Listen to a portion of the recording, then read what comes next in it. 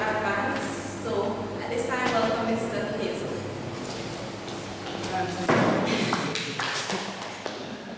Good afternoon. You guys are scared to be here? No? Because I know there's lots of money to give away, so you guys can't see it. All you have to do is make the best presentation.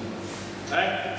So I'm here to give you some pointers. I'm from Imperial Champions Toastmasters Club, and we do a lot of presentations. Our aim or organization mission is to make public speak in a worldwide reality, and doing presentations like this is what becomes easy after that. So I'm here to give you some tips, some tricks, and some basic understanding of what a presentation is. Make sense? I want it to be interactive, so don't be scared to ask me anything. I know your teacher prompted you to ask questions. No. Alright? Because we're here to help you at this stage.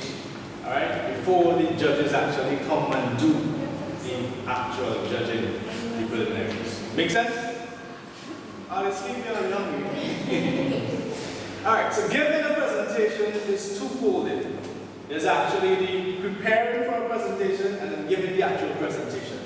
Alright? So giving a presentation is something that terrifies most people, and with good reason.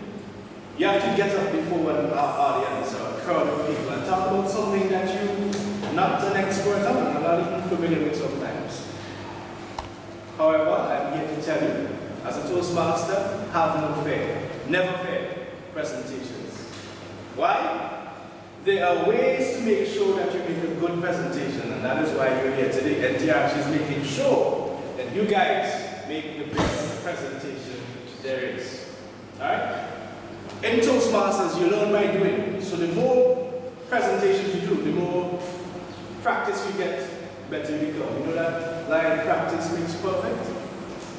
That is what presentations are about. You practice, practice, practice, you become a perfectionist. You become very, very good at it. Alright? So the first part of doing a presentation is preparing for the presentation. How do you prepare for a presentation? Anybody?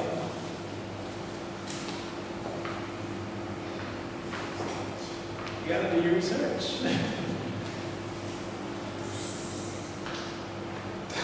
Nobody ever had a project in school that you have to get information on?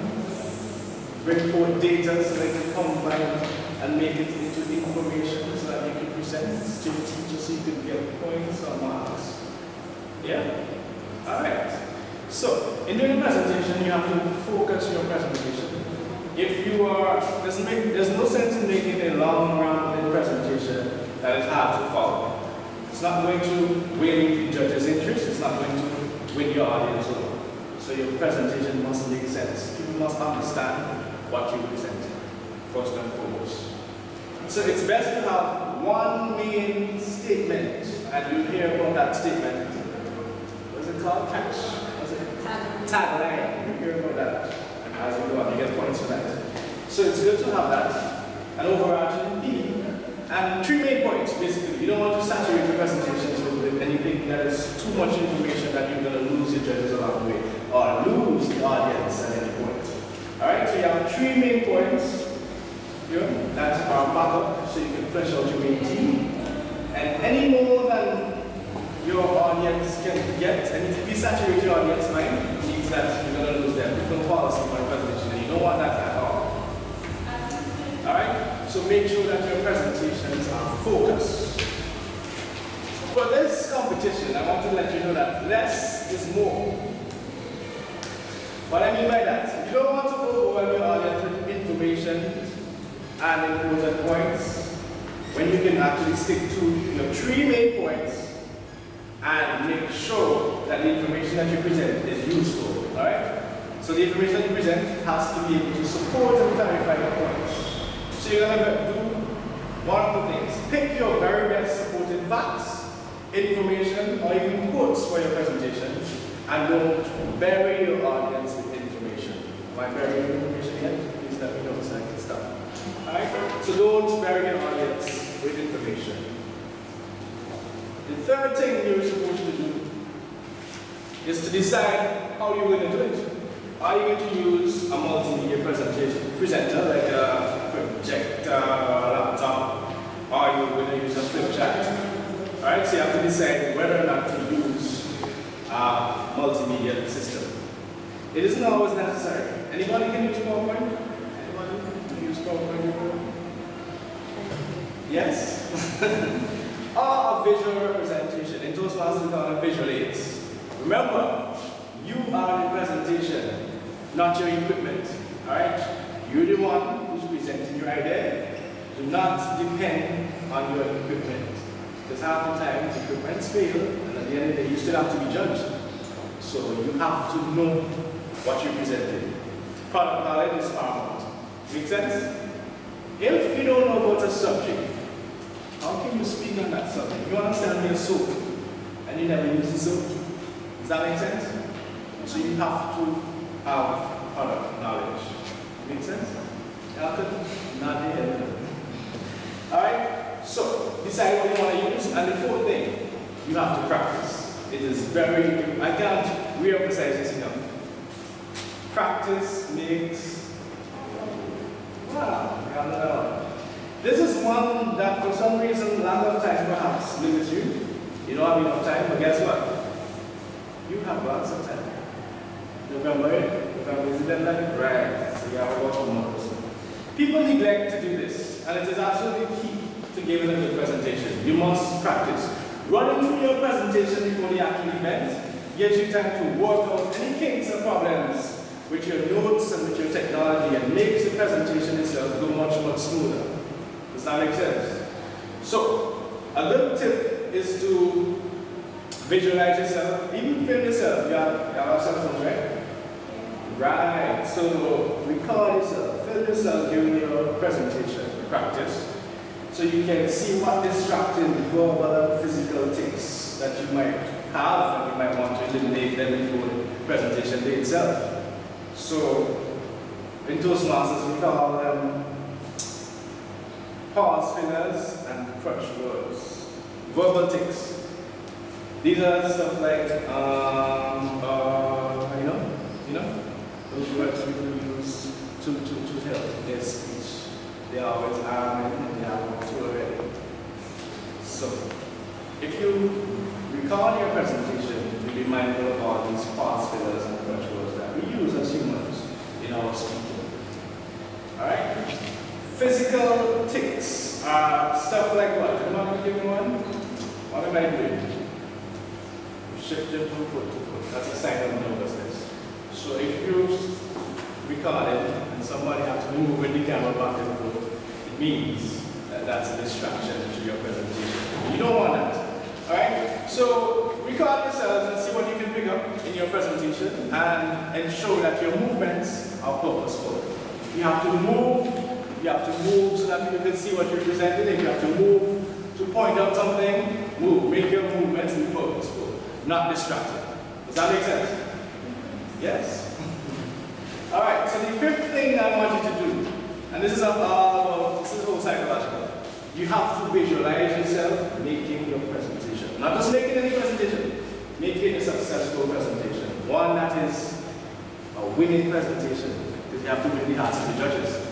Not true? So, you have to visualize success. It may seem like a little awkward thing to do, but visualizing a successful presentation can actually help you achieve a successful presentation. Right? What you're doing, you're planting a seed of thought in your mind so that it can germinate into positive action. What the mind conceives is what you achieve. Alright? So visualize yourself making an effective, powerful, dynamic presentation, and you'll see the power of your mind come to pass once you practice. Alright, so my last pointer is to dress appropriately. You know, sometimes you're doing a presentation and you're representing an organization. In this case, you're representing your school. You would want to be properly attired. You do not want to be doing a presentation and you do not have your crest or the school tie for some people, or the appropriate shoes. You must be properly attired, because you do not want to give the judges any reason to mark you down. When you can get full marks for dress code, you do not want to give the judges anything to mark you down. So watch your dress code. Dress appropriately. That is important. Does that make sense? Alright. So, you have to be comfortable, and I'm sure your uniforms are comfortable. Now, my second folded part is giving the actual presentation. So that was preparing for the presentation, and this is actually giving the presentation. Of course, you'll be nervous on the day. People get butterflies, not you. You get butterflies, you feel nauseated and so forth. I'm here to tell you that is natural, that is normal. What we bring Toastmasters, we don't help you to get rid of the butterflies. We help you to let them fly in formation. Does that make sense? So you're in control. So some tips I would give you is to deal with your jitters, those anxiety stuff, and start fidgeting and so forth. Pretty much everyone gets nervous about presenting. Even when it's in front of a bunch of people, you get nervous. That's okay.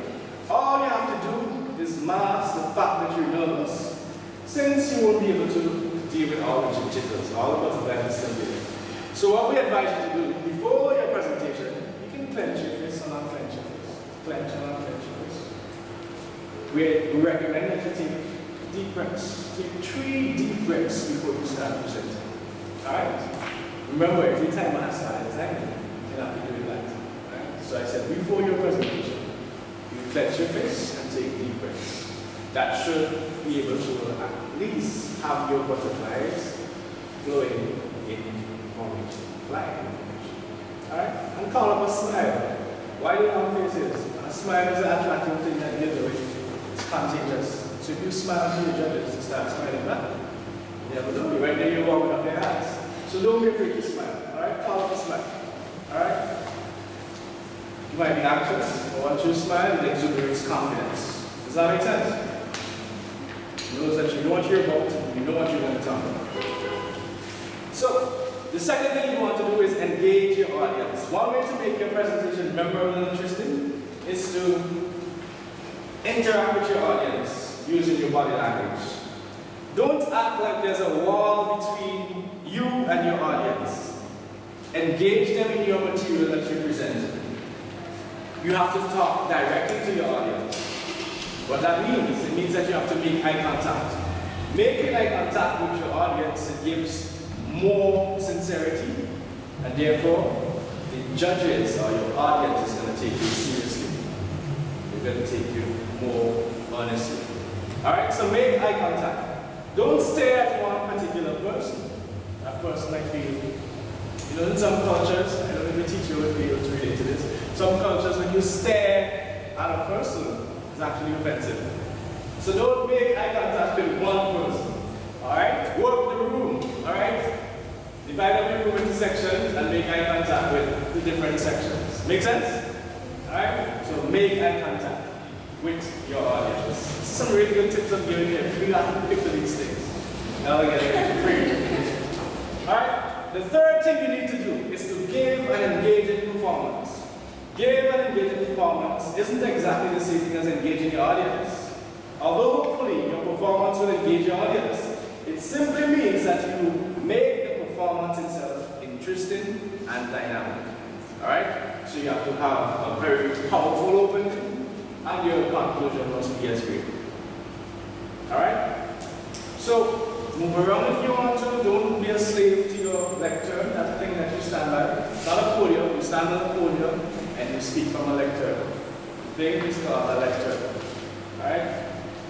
So, you can move away, you can move around away from the lectern and speak to your audience, removing that invisible wall, that barrier that separates you from your audience. Alright?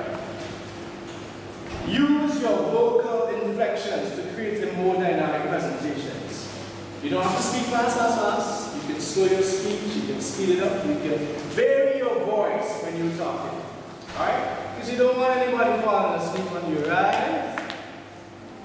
Right, you don't want anybody falling asleep on you. So make it interesting. And your material ought to speak for itself, because you guys are going to come up with some brilliant ideas and you're going to shock the judges. You're going to wow them. Not true, you're going to need something judges. So treat your presentation as if it was a real story, to get your audience interested. And you can use anecdotes if you like, you know, little short stories that are actually occurring, you know, injecting stories with anecdotes. So, talk more slowly, and last but by no means least, have a killer closing. What does that mean? Everybody? Have a killer closing. The beginning and the closing of your presentation are the parts that people are going to tend to remember. So you want to make sure that you end with a punch. Not to the gut, figuratively speaking. You're going to leave your audience remembering what you presented, especially your judges. So, in your closing, you can reiterate your three most important points and make sure that the listeners know why they should care about your topic, why they should care about your presentation, why they should care about your idea. Make it clear what the listeners now know and what is important. And now that they have this information, what are they going to do with it? How is it beneficial? So, it's as simple as that. You let them know, tell them what you're going to tell them, and then tell them what you've told them. Does that make sense? I repeat. You say what you're going to tell them. You actually tell them, and then say what you've told them.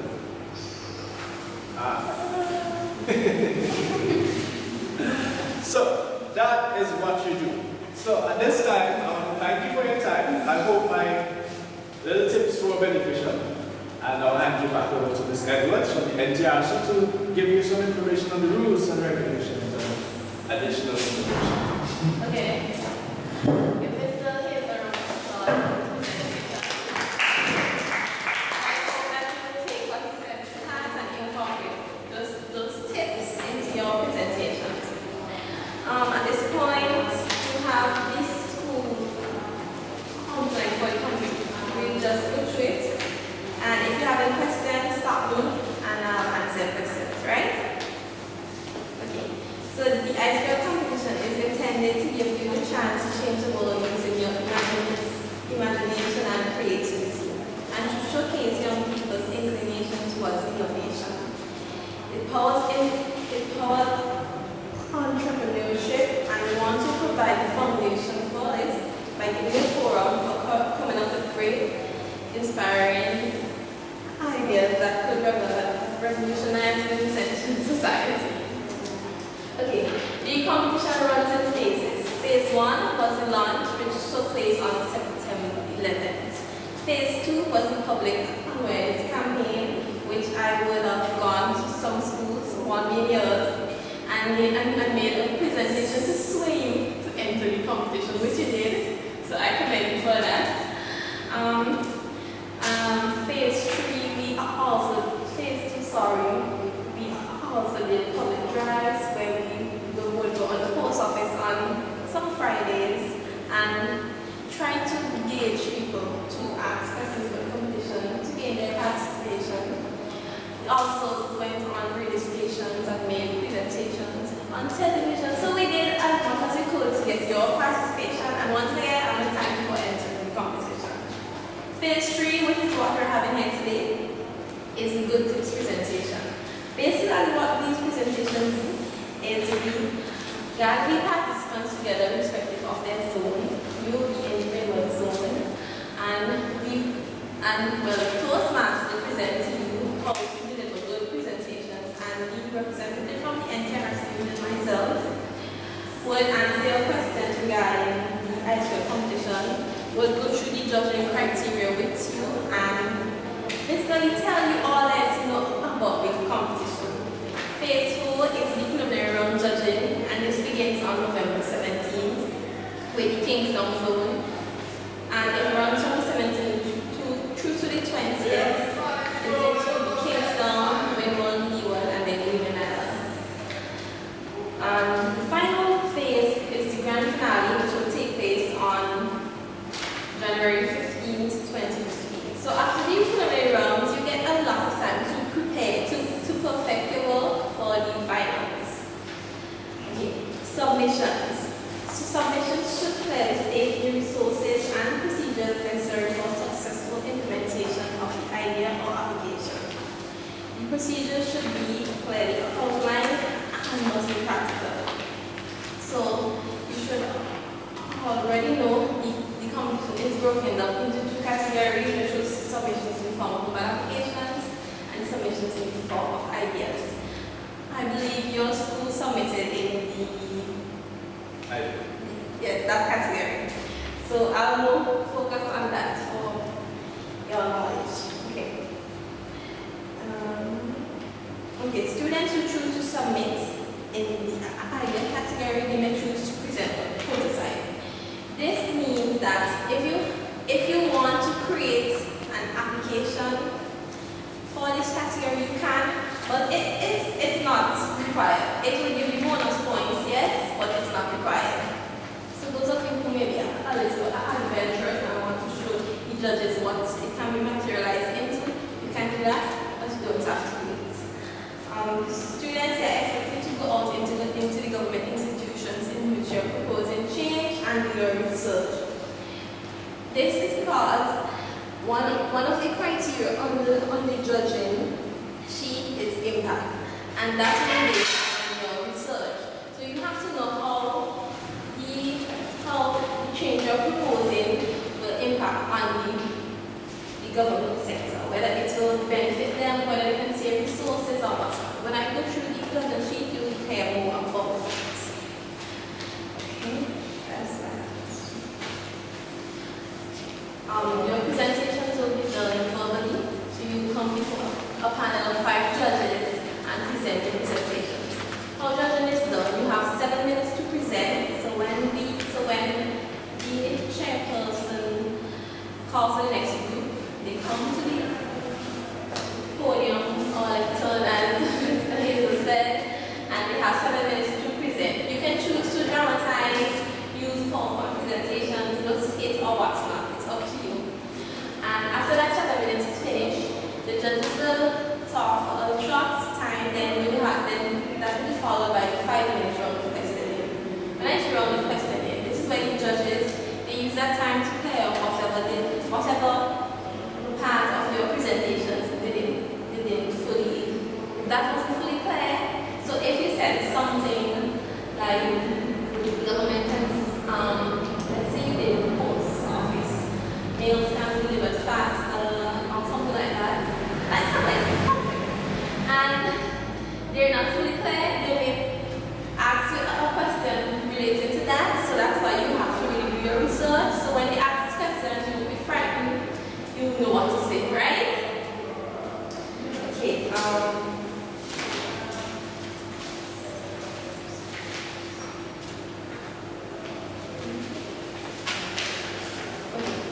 benefits of participating in this competition. Besides the monetary incentives that you will receive, the competition encourages fostering of teamwork.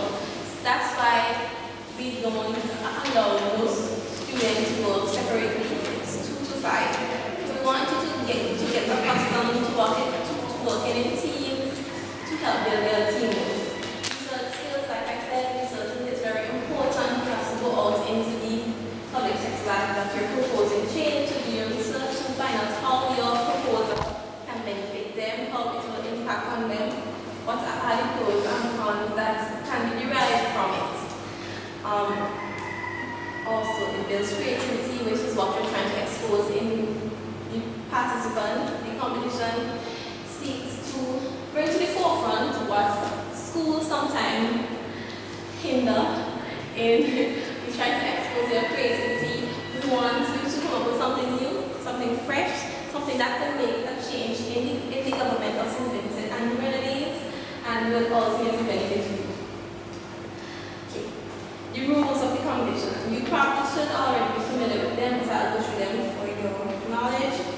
Schools that are entering the competition will only be allowed to enter groups consisting of no more than 5 and no less than 2.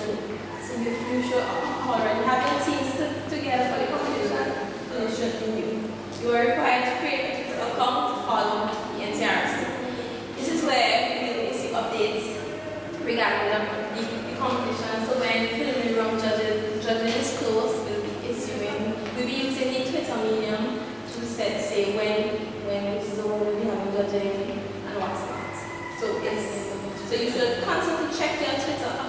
make sure that you're updated. Students, they are required to have an official mentor who the group sees fit to serve as their guidance. That will be your teacher or anybody you deem fit to assist you. I believe it's your teacher in this case, right? As participants are not allowed to use ideas that are already in place in theory or practice in physics. This is the innovation behind the competition. We want you to come up with something that's not in place, something that's new in a sense, and the word innovation. Students are required to visit the public service department which their project or mobile applications apply to conduct their research. Like I said, research is very, very important. All participants are required to use equipment provided by the NTRC. So if you have a PowerPoint or something that you want the audience to view, we will provide you the equipment for that. So you just bring your flash drive or whatever it's on and we will set you up. And you can use visual aids, like I said, PowerPoints, you can do sketch dramatization, you even do a song. Yes. Okay. And there's a sketch. There's a timeline for the competition. Like I said, preliminary round begins on November 17th at Kingston Zone, and we also will be on Tuesday the 18th. It will be paired. So the preliminary rounds will be at the same place where the good presentations are held. So it will take place here. But you'll get more information on that as we go along. Okay. Now I'll go through the judging criteria. You will be in the ideal category, so only the first 3 will apply to you. We use the same criteria for both preliminaries and the finals. So it doesn't change going forward. Only the mobile application will change because the students who enter the mobile application category, they have to actually present the work in the mobile app so that the judges can use. And it's why it will be different for the finals. Okay. The presentation. That is like the pitch. So when you come to present, you want to try to gain the judges' nod. You want to leave an impression with them. So your presentation is basically you tell them what the problem is. You tell them what change you're proposing, what features are necessary, what are the features of the problem, what are the procedures. The procedure will be the method of implementation. You do SPS, right? You do SPS? No? Okay. The features will be like what little Features are really what uses, what benefits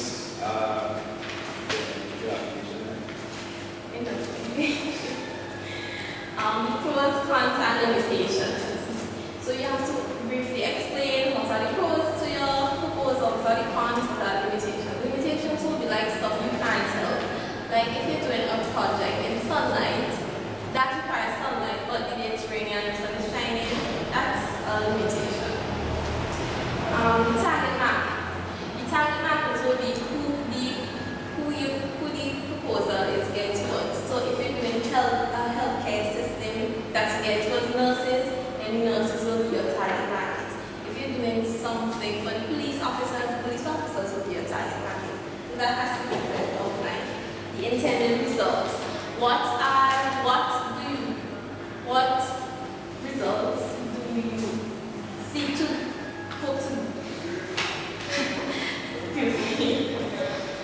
What are the results that you hope will be derived from your proposal then? So if you believe that each service will be done faster, more efficient, more convenient, if you think there will be a shorter turnaround time, if there will be a need for less work labor or more work labor, whatever it is, you have to state that. And the overall quality of the presentation will be, that aspect will be what Mr. Hazel was briefing you on. It will be your fluent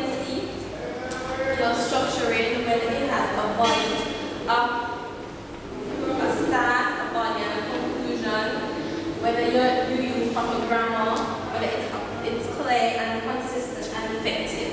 So most of the consistent presentation which is 50 marks. The other criteria, the second criteria is the impact. Under this, you have to explain what fundamental change in process. This is similar to the intended results, but the change will be whether it will be good or bad, whether it should be good, but still you have to state it. How the government will benefit financially, whether they will save money, whether they will save resources. You have to give facts. That's why, like I said before, research is very important. So in doing your research, you gather your facts and you present them. How the implementation of the proposal is sustainable for the long run. So when you're proposing the project, you have to ensure that it can sustain itself. So you don't want to propose a project that needs constant maintenance, not really maintenance, but it needs constant work on it. So it has to be able to sustain itself. How does the solution relate to the problem identified? Say the problem is the roads in need fixing and you're proposing a tennis court in Bible. That does not relate to fixing roads in Bible. So they must be connected, they must be linked. How practical is it? Practicality has to do with if the project you're proposing if it makes sense, then that is similar to how the solution relates to the problem. So it has to make sense for it to be implemented. Can it be successfully implemented? You have to state how, you have to state why it will be successfully implemented. Can the government sector really benefit from it? Answer that and state the advantages it will that will be derived from the implementation, and will it readily integrate into the existing system. So there is currently a licensing system, which there is, and you're proposing a new one, you have to see if it's implementing that or if they have to pilot them or phase out one and bring in the next. Any questions so far? Clear? Okay. And the final criteria is the innovation criteria. This is basically where the judges will determine whose is more creative, whose is more fresh, whose is original. So more than one groups may have this more or less the same project, but how yours is more creative to theirs, how yours is different. We'll decide who will ultimately win and go on to the finals. And like I said before, say you decide to make a prototype to go along with the project, there is marks will be, you have to state what the project can be materialized into. So if it can be made into a video game, a mobile application, a website, or what's not, you have to clearly state that. And there are bonuses for using helpful and visual aids, which can be PowerPoint presentations, skits, songs, what have you. And like I said, you have 7 minutes to do the presentation. Amazing works. When 6 minutes has elapsed, you will be buzzed to let you know you have 1 minute remaining. At the end of 7 minutes, if you do not finish as yet, you will be buzzed twice to let you know your 7 minutes is up, but you can continue. At the end of 8 minutes, if you go that long, you will be buzzed 3 times to let you know you have to stop. You understand that? Yes. Right. And then after the 5-minute round of questioning by the judges to clear up anything that they didn't really understand. And then the comment section, yes. So why did the buzz you have 5 minutes? It will be too much buzzing. Yeah, that's a good question. But the day of judging, we'll go over the rules. Yeah, we'll go over the rules of the competition so you know when 6 minutes has come, when 7 minutes, and when you have to stop. For the round of questioning, the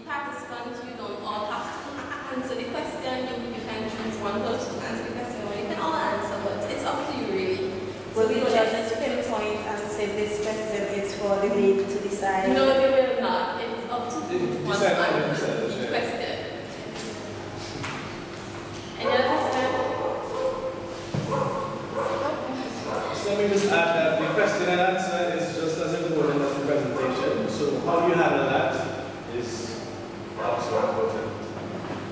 So know your stuff. Yes. So the criteria that we have is what the judges will be using. So it's good that you ensure your presentations cover all aspects. So when they come, you won't have to worry when exactly 10 features or pros and cons. So we'll give you the judging criteria for you to see and help you with your presentations. And I think that's it. So before we wrap up, any more questions from the members? Comments or queries? Yeah, comment, queries.